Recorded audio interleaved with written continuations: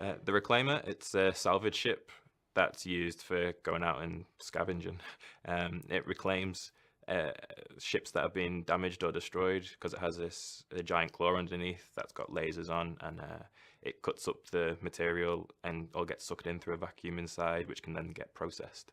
It's got a drone bay at the top of it, so it's got these hatches that will open out, and you just have player controlled drones that will fly out from there, which can then go to help salvage parts of the ships. I would expect it the reclaimers. So you and your friend might get intel on where the latest conflicts happened, and you rock up, and the ship's fairly tough, but it's not a combat ship, so it can probably go in fairly aggressive space. But then when it gets there, its role is effectively just to clear up. It's like a giant space hoover, is the idea, yeah. And I expect people will have fun just hunting and exploring, looking for things that have salvage value in the universe. The Reclaimer is very industrial and kind of rugged feeling. So it's an Aegis ship, and we take a lot of cues and art styles from other Aegis ships, but we've remixed it, I guess you could say. So we looked at a lot of industrial spaces, like old factories or old kind of steel mills, that kind of thing. And we also drew a lot of inspiration from like Alien, from the Nostromo. So you'll see a lot of cues to the Nostromo in there. That kind of built the style of the Reclaimer. So yeah, it's a bit more rugged and industrial, and you'll notice it feels a little bit more lived in, a little bit less clinical than some of the other ships. It was good fun, just trying to work out that whole system of how it goes from floating around in space to being processed and passed into the ship and then stored inside the ship somewhere in a way that actually makes sense from point A to point B. That was quite a challenge, but it's quite a fun thing to work on. Kind of excited to see it actually working in its final form as well. The actual arm itself is player controlled, though, the big claw. That person sits next to the pilot in the bridge, and you just from the bridge, it's all glass windows everywhere, and you just see the arm shooting out underneath, and that's how the player controls it. They just see it and eyeball it, so it's quite impressive. We've got seats at the side that the player gets into, and then it's just like a little mini cockpit. But the actual barrel, they're in like a barrel, and it rotates while they're in it. So while the turrets are moving up and down, those seats will rotate dependent on what they're pointing at. So when everything is moving and working, you just see these players either side of you spinning, and there's smoke going off everywhere. It's really cool. When I started on the Reclaimer, the first room that I blocked out was the escape pod room. And we used this room to kind of get across the feeling we wanted to kind of carry through on the rest of the rooms we worked on the ship. So we took that and we pushed it all the way to final as one of the first assets on board the ship. And it's full of machinery and pipes, cabling and greebles, and the lighting's kind of cold and atmospheric and dusty, and you should feel the machinery whirring. And then after I'd finished that space, I worked on the connecting corridors, which is this step down stairway where you can look through down to the processing room. Obviously, when I was working on this space, the processing room wasn't complete, so it was just a void.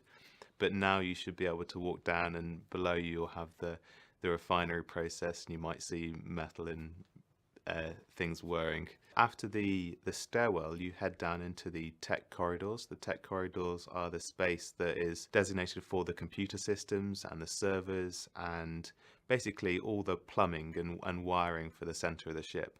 And this is very much the core where all the kind of systems and machinery are controlled from.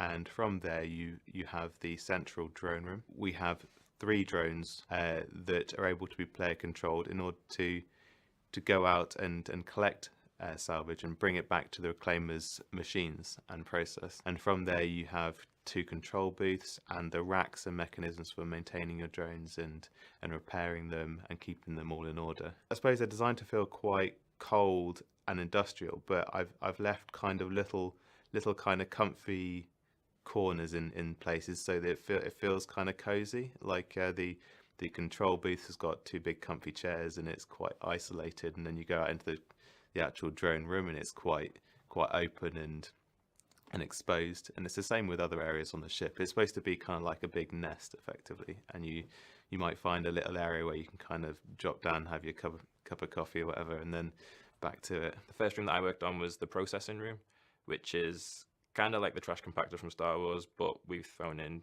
big, huge spinning blades in there as well, just to help crush it up. So it's basically a big, noisy room that's really sweaty and grimy, and it's just got huge blades spinning, churning metal up. It was actually really fun to work from because it was one of the few pieces of interior work that we had concept for. So it was nice to see somebody's interpretation of it and then just put your own spin on it. It's got a huge door at the back where all the scrap metal gets processed through, and it's cool seeing all the lights spinning off and then that door opening up, and it's filthy. There are some creature comforts in the ship. It's not all an industrial workspace. So the area that I was working on specifically was the habitation area for all the crew and the captain. So you will see more kind of softer elements. So you'll see lots of padding on the walls. The crew have their own sleeping area and, you know, their own bathroom, their own kind of chill out area as well. So it's not all industrial, but we tried to break the ship down into zones. So you have a habitation area, a technical area, and engineering areas, and all of them are kind of quite distinct. And that also actually helps the player with signposting throughout the ship. So I know a criticism of previous ships was that people would find it very hard to navigate around in them. So that's something that we tried to fix from the very beginning, in that the layout made sense and you could find your way around without getting lost. I worked on the engineering deck as well. That's where the engine's power comes from. That's another sweaty area full of chains, and drew a lot of inspiration from Alien, the Nostromo in this. The whole ship really is very Nostromo themed.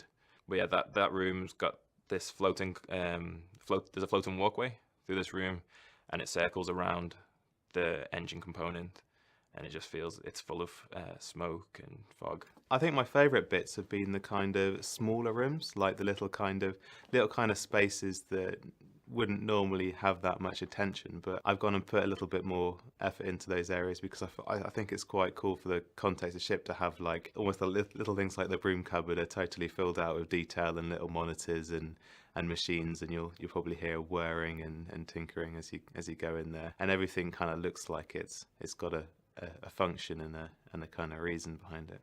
There's a captain's quarters where he's separated from everyone else with his own little office and bedroom, and very swanky.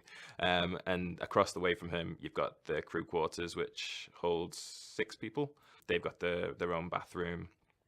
And then there's a mess hall as well, which again is very similar to the one from Alien, where it's just a table that curves around and people just sit around it, and it's sunk into the floor a little bit. While I also did the habitation area, I also did the cockpit. And the cockpits are easily the most challenging area of the ships. The rest of the ship is kind of simple in a way. As soon as you get to the cockpit, there's so many different systems and departments that become dependent on each other in a very small area. So getting the cockpit right was probably one of the biggest challenges, but also one of the things I'm most proud of that I worked on the ship. The challenges are basically making sure that the player has good visibility from the cockpit windows, making sure that the enter and exit animations work correctly with animation sets that we already have, so we don't have to make new ones, setting up the whole dashboard so that you have all the UI there and it's all readable and legible on screen and laid out in a way that makes sense. So there's a lot of elements come together in a very small space. A lot of the challenge with the ships with Aegis in general is that we have a lot of running curves and shapes that are kind of consistent. They carefully run into one another and meet up neatly, and this kind of makes the art kind of feel quite cohesive. But it does mean that when you're working with assets that connect together in like a modular sort of fashion, you have to make sure that this piece will connect onto all the other pieces and be reusable, but yet you want all the edges and lines to kind of connect up neatly together. And some of the spaces in the Reclaimer are a little bit awkward in some respects, so it's a bit of a challenge getting all the modular pieces to connect together nicely. Working on the Reclaimer was the most fun ship that I've worked on so far, definitely. We've got our pipeline to a point now where everyone knows what they're doing.